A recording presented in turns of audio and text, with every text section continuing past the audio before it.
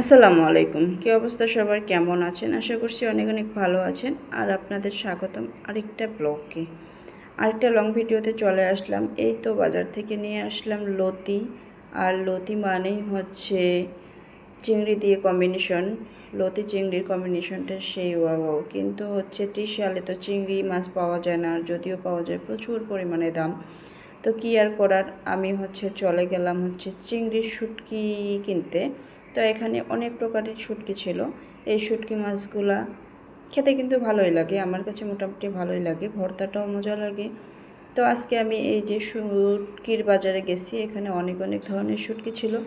তার থেকে আমি জাস্ট একটু চিংড়ির শুটকি নিয়ে নিয়েছি আর লট্টের শুটকি নিয়ে নিয়েছি। আর এই তো বাজার থেকে যে লতিগুলো নিয়ে আসছি সেটা খালা বেছে দিচ্ছিল। আর আমি এদিকে শাক সিদ্ধ করতেছি। এটা ছিল পাট শাক। তো পাট শাক কার কার ফেভারিট এটা জানাবেন। আমার পাট শাক সিদ্ধ করে নিলাম। এটা আমি এখন বাগারে দিব। আপনারা কিভাবে পাট শাক রান্না করেন সেটাও জানাবেন। আর আমি তো এভাবেই করি, আগে লবণ দিয়ে সিদ্ধ করে নেই, তারপর শুধু রসুন আর কাঁচামরিচ দিয়ে বাগার দিয়ে দিলাম। এই তো। আর লতি দিয়ে চিংড়িটা আমার কাছে খুব মজা লাগে। তো যেহেতু চিংড়ি মাছ নাই, তো চিংড়ি মাছের শুটকি নিয়ে আসলাম। তো এই তো এখন রান্নায় আসছি। এখন চিংড়ি মাছগুলো আমি চিংড়ি মাছের শুটকিগুলো আমি একটু কড়াইতে দিয়ে একটু ভেজে নিচ্ছি। আপনারা ভেজে নেন কিনা জানি না, কিন্তু আমার বাসার যে কাজের খালা আছে উনি কিন্তু বলতেছে যে এগুলো ভাজতে হয় না, এগুলো সরাসরি দিতে হয়। তাই আমি আপনার বুদ্ধি আর আমি শুনি, আমি কি আপনার মতো করে রান্না করব? তো আমি এই যে এখানে শুটকিগুলো একটু সুন্দর করে শুকনা কড়াইতে একটু ভেজে নিচ্ছি। আর শুটকিগুলো ভেজে নিয়ে আমি ওটা আলাদাভাবে নিয়ে নিলাম। ওটা আমি আলাদাভাবে ধুবো, তারপর রান্না করব। তারপর এখানে চিংড়ি শুটকি রান্না করতে যা যা লাগে, এখানে পেঁয়াজ মরিচ মশলা যা যা লাগে সব কিছু দিয়ে এখন মশলাটা আমি একটু কষিয়ে নিচ্ছি।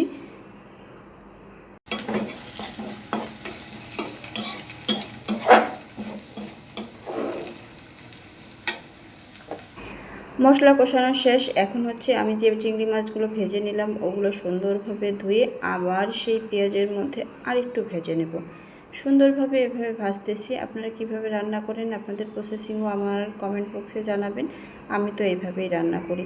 আর যদি আস্ত বলতে শুটকি না হয়, শুধু চিংড়ি মাছ থাকতো, তাহলে তো সরাসরি পেঁয়াজ দিয়ে বেরেস্তা করে তারপর দিয়ে দিতাম। তারপর এই তো লতিগুলো আমি দিয়ে দিলাম। আর এভাবেই আমি কিন্তু চিংড়ির লতিটা রান্না করি। আর এভাবে আমার কাছে খুব ভালো লাগে। চিংড়ি লতি মানেই একটা বেস্ট কম্বিনেশন।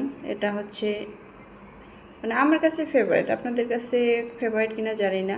অনেকেই খুচরা মাছ দিয়ে বা অন্য গুঁড়া মাছ দিয়ে রান্না করে, তো আমার কাছে ওভাবে ভালো লাগে না। শুধু চিংড়ি মাছ আর চিংড়ির শুটকি দিয়েই মজা লাগে। তাই তো আমার চিংড়ি শুটকি দিয়ে লতিটা একটু ভেজে নিলাম। তারপর একটু একটু সিদ্ধ হওয়ার জন্য একটু পানি দিয়ে দিলাম।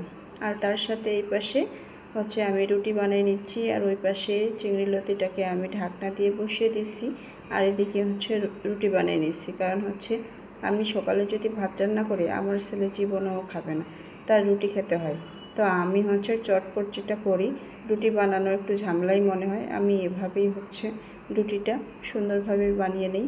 তো আপনারা যদি চান তাহলে এই প্রসেসিং করতে পারেন, যে এভাবেই রুটিটা বানিয়ে নেব। এভাবে আমার কাছে মনে হয় খুব তাড়াতাড়ি হয়, কোনো ঝামেলা ছাড়াই।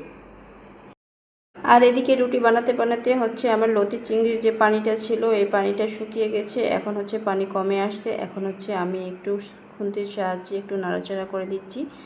একদম আস্তে আস্তে থাকলে ভালো লাগবে না, আমি একটু ভেঙে ভেঙে দিচ্ছি। আর এই হলো আমার শেষ সময়। এখন আমার চিংড়ির লতিটা হয়ে গেছে, চিংড়ি লতি। তো দেখতেই পাচ্ছেন আমার রান্নাটা হয়ে গেছে। কেমন লাগলো আজকের ভিডিওটা জানাবেন। ধন্যবাদ সবাইকে, ভালো থাকবেন। আল্লাহ হাফিজ।